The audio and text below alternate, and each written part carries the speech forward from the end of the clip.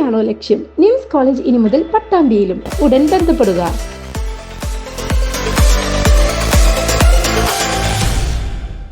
മാലിന്യജലത്തെ ഫലപ്രദമായി സംസ്കരിക്കാൻ തൃത്താല മണ്ഡലത്തിൽ ഇനി സോക്ക് പിറ്റ് സംവിധാനവും മന്ത്രി MP രാജേഷ് ഇതിന്റെ ഉദ്ഘാടനം നിർവഹിച്ചു.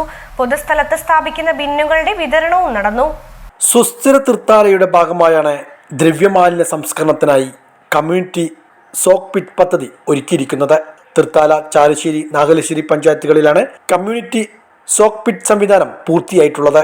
ഓരോ വീടുകളിൽ സ്ഥലപരിധി ഉള്ളതിനാൽ അവിടെ സ്റ്റോക്ക് പിറ്റ് നിർമ്മാണം വെല്ലുവിളിയായിരുന്നു. അതിനുള്ള പരിഹാരമാണ് കമ്മ്യൂണിറ്റി സോക്ക് പിറ്റ് നിർമ്മാണം. സോക്ക് പിറ്റിലേക്ക് മലിനജലം ഒഴുക്കിവിടുന്നതിലൂടെ മാലിന്യങ്ങൾ മണ്ണിലൂടെ സ്വാഭാവികമായി ഫിൽട്ടർ ചെയ്യപ്പെടും. പദ്ധതിയുടെ ഔപചാരികമായ ഉദ്ഘാടനം മന്ത്രി MP രാജേഷ് നിർവഹിച്ചു.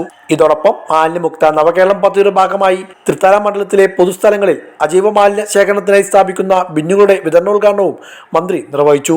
പൊതുയിടങ്ങളെ ശുചിത്വപൂർണ്ണമാക്കുന്ന കാര്യത്തിൽ വിട്ടുവീഴ്ചയില്ലാത്ത സമീപനമാണ് സർക്കാരിൻ്റെതെന്ന് ഉദ്ഘാടന പ്രസംഗത്തിൽ മന്ത്രി ഓർമ്മപ്പെടുത്തി. സമൂഹത്തിൽ മാലിന്യം ഗുരുതരമായ ആരോഗ്യ പ്രശ്നങ്ങളാണ് ഉണ്ടാക്കുന്നതെന്നും അതിനാൽ വൃത്തിഹീന സാഹചര്യങ്ങളിൽ സൃഷ്ടിക്കുന്നത് നോക്കി നിൽക്കാൻ സർക്കാരിന് കഴിയില്ലെന്നും മന്ത്രി വ്യക്തമാക്കി. ഹരിതകർമ്മസേനക്കാർ ഇവിടെ ഉണ്ട്. അവരെ പിന്നെ എവിടെ നോക്കിയാലും നമുക്ക് കാണാൻ പറ്റും. ഹരിതകർമ്മസേന ചെറിയ കാര്യമല്ല. 37,134 പേരുണ്ട് കേരളത്തിൽ ഹരിതകർമ്മസേനാംഗങ്ങൾ. കേരളത്തെ വൃത്തിയായി നിലനിർത്തുന്ന ശുചിത്വ സൈന്യമാണ് ഹരിതകർമ്മസേന എന്നത്.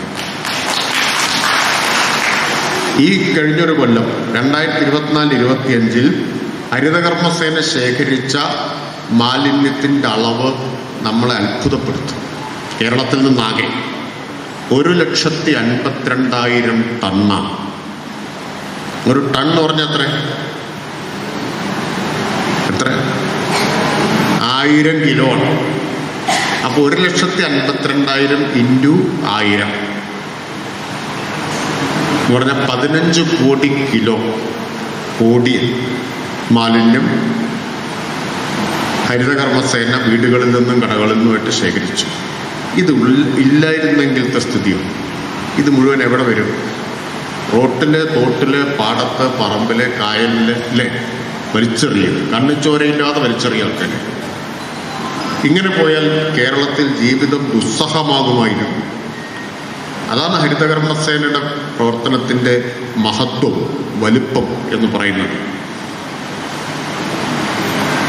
അതോടൊപ്പം ഇത്രയും പേർക്ക് ഒരു ഉപജീവന മാർഗവും വരുമാനവും കൂടി നമുക്ക് അതിനോട് ഉറപ്പുവരുത്താൻ കഴിയും. Thrithala block panchayat president advocate VP Rejina ചടങ്ങിൽ അധ്യക്ഷയായിരുന്നു.